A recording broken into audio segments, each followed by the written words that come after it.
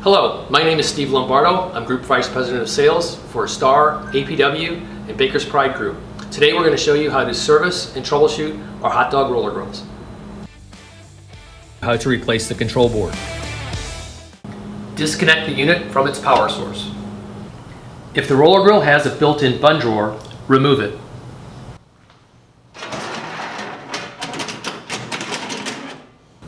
Remove the control cover by squeezing the retainer clip. Remove the Phillips screws attaching the control.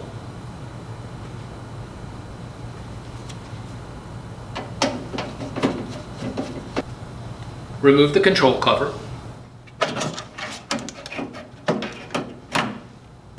Disconnect the probe wires and the power supply from the back of the control. Using a 1/4-inch nut driver, remove the 5 nuts connecting the display board and the control board cover.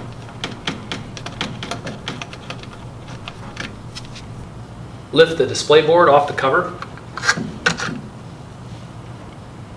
With the new control, recognize the rear probe connection has 2 pins and the front probe connection has 3 pins. This is important to ensure the probes are connected properly and the temperature control works as intended.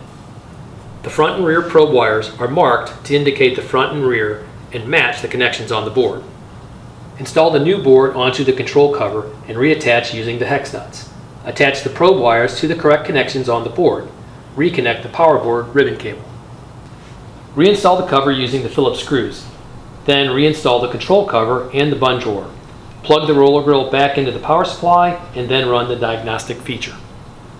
Roller grills and controls produced since 2018 feature a probe diagnostics tool to ensure the probes were inserted into the correct locations. To run the diagnostics, with the power off, press the hold button on the front control and turn the power on.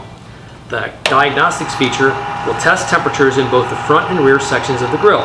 If everything is working properly, the display will show PAS.